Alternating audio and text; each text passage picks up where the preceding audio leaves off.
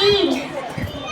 عزیز سامعین، آج کے اس بزم میں مجھے جس موضوع پر لب کشائی کرنے کا موقع ملا ہے وہ ہے قرآن کریم سے مسلمانوں کی بڑھتی ہوئی دوری۔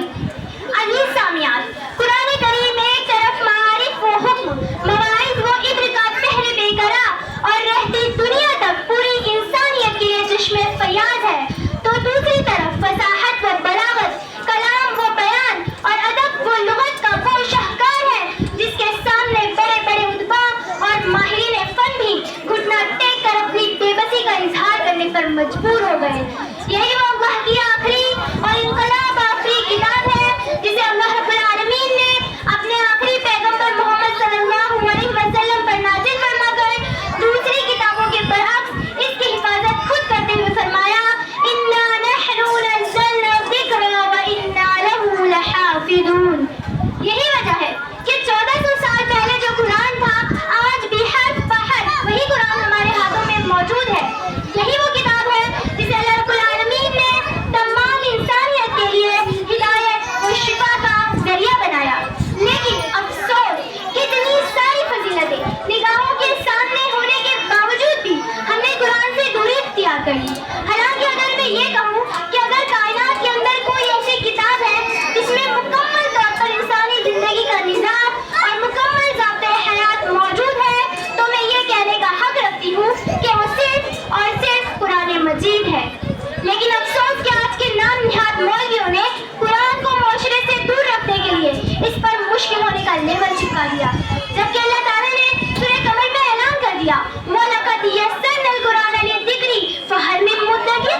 تحقیق کہ ہم نے قرآن کو نصیحت کے لیے آسان بنا دیا، تو کیا ہے کوئی نصیحت حاصل کرنے والا؟ یہ قرآن سے دوری کی ایک صورت تھی جسے میں نے آپ سامعین کے سامنے رکھا۔ انہی دوریوں میں سے ایک یہ بھی ہے کیا قرآن کو صرف زبان سے پڑھ لینا ہی کافی ہے؟ لیکن میں پوچھنا چاہتی ہوں کہ اللہ رب العالمین نے قرآن کو صرف اسی وجہ سے نازل فرمایا؟ نہیں، بلکہ خدا للناس، لوگوں کی ہدایت کے لیے۔ یہ قرآن کریم سے دوری کی دوسری صورت تھی۔ اب قرآن کریم سے دوری کی تیسری صورت، جو دوسری صورت سے زیادہ خطرناک اور جس کی وعید بھی شدید ہے، وہ ہے قرآن کو پڑھ کر اس پر عمل نہ کرنا۔ چنانچہ جن کا یہ رویہ ہے تو کیا ان لوگوں پر کمثل الحمار یحمل اسفارا اور لا یجاوز حناجرهم کی تعبیر صادق نہیں آتی؟ کیا ان کے کان افلا یتدبرون القرآن ام علی قلوب اقفالها سے روشناس نہیں؟ اس کے باوجود بھی آج نہ مسلمان اپنے آپ پہ کتاب اللہ پر چلنے کا حوصلہ پیدا کرتا ہے اور نہ ہی اپنی اولاد اور اپنے اہل خانہ کو کتاب قرآنی تعلیمات سیکھنے اور اس پر عمل پیرا ہونے کی ترغیب دلاتا ہے۔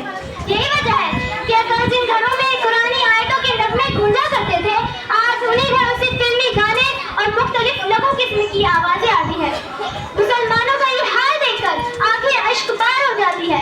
چنانچہ ہم دیکھتے ہیں کہ لوگ اقیم الصلاۃ بھی پڑھتے ہیں اور نماز سے غافل بھی رہتے ہیں۔ لوگ آتوا الزکوٰۃ بھی پڑھتے ہیں اور زکوٰۃ دینے میں مخالف سے کام بھی لیتے ہیں۔ ان سب سے بڑھ کر شرک، قبر پرستی، آبا پرستی کے دلدل میں دھنستے چلے جا رہے ہیں۔ قرآن نے ذات الشرک باللہ کے ذریعے شرک کو حرام قرار دیا تھا، پھر بھی لوگ شرک کر رہے ہیں۔ قرآن نے وَقَضَىٰ رَبُّكَ أَلَّا تَعْبُدُوا إِلَّا إِيَّاهُ وَبِالْوَالِدَيْنِ إِحْسَانًا فرما کر والدین کے ساتھ حسن سلوک کی ترغیب دی تھی۔ لیکن آج کتنے ہی والدین ایسے ہیں جو اپنی اولاد کے حسن سلوک سے محروم رہ کر ایڑیاں رگڑ رگڑ کر مر جاتے ہیں۔ اس کی وجہ صرف اور صرف یہ ہے کہ ہم نے صحابہ کرام رضی اللہ عنہم کی حالت زندگی کو بھلا دیا کہ وہ قرآن سے کتنا شغف رکھتے تھے۔ چنانچہ جب قرآن کی کوئی آیت نازل ہوتی اور اس میں کوئی حکم ہوتا تو وہ اپنی جانب نچھاور کر دیتے۔ جب قرآن نے اعلان کیا اقیموا الصلاۃ تو صحابہ کرام رضی اللہ عنہم اللہ کے سامنے سجدہ ریز ہو گئے۔ جب قرآن نے اعلان کیا آتوا الزکوٰۃ تو سرور کونین کے دربار میں مالوں کے انبار لگ گئے۔ جب قرآن نے اعلان کیا انما الخمر والمیسر والانصاب والازلام رجس من عمل الشیطان فاجتنبوہ لعلکم تفلحون۔ شراب، جوا، استانے، پاسی، یہ سب شیطانی گندے کام ہیں۔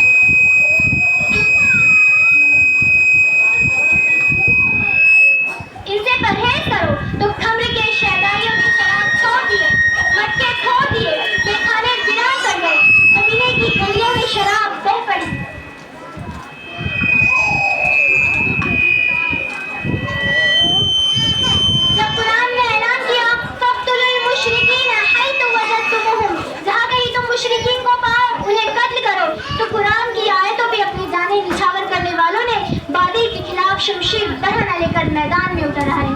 لیکن افسوس کہ ہم نے اسلام کے محبوب کلمے کو پڑھ کر اپنی پیشانی پر مسلم ہونے کا لیبل چپکا دیا. لیکن ہمارے اعمال، ہمارے اطوار، ہمارے اخلاق اس عظیم کتاب کے بالکل برعکس ہے.